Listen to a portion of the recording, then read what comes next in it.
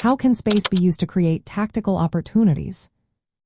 Have you ever wondered how space on the chessboard can turn the tide of a game? Understanding space is key to creating tactical opportunities. In chess, space refers to the area controlled by your pawns and pieces. The more space you have, the more options you create for yourself while limiting your opponent's choices. First, let's talk about controlling key squares with your pawns. Pawns are powerful tools for controlling space. When you advance them to central squares, like d4 and e4 white or d5 and e5 black, you gain control over important areas. This control restricts your opponent's piece movement, forcing them into passive positions. As a result, you can seize tactical chances to attack or exploit weaknesses in their setup. Next, expanding your space improves the mobility of your pieces. When you have more space, your pieces can move freely, allowing for coordinated attacks and defenses. This increased mobility helps you set up tactical threats like forks, pins, or discovered attacks. However, be cautious when pushing your pawns forward. Make sure your pieces are well positioned to support them. Overextending can create weaknesses that your opponent might exploit.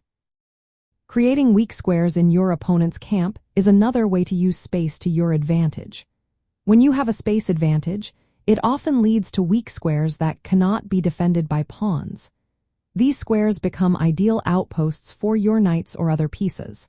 By occupying these squares, you maximize their potential to create threats and apply tactical pressure. Now let's consider pawn structure imbalances.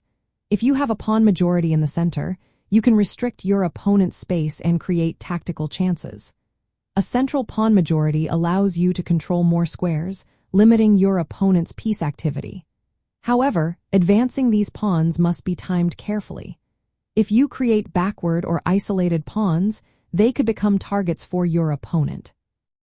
Timing is also essential when it comes to pawn breaks. Strategic pawn breaks involve advancing pawns to challenge your opponent's structure.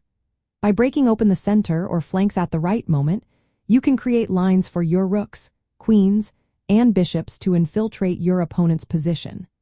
This is often seen in structures like the Khan, where timely pawn breaks can challenge your opponent's space and prepare tactical operations. Finally, controlling space can restrict your opponent's development and counterplay.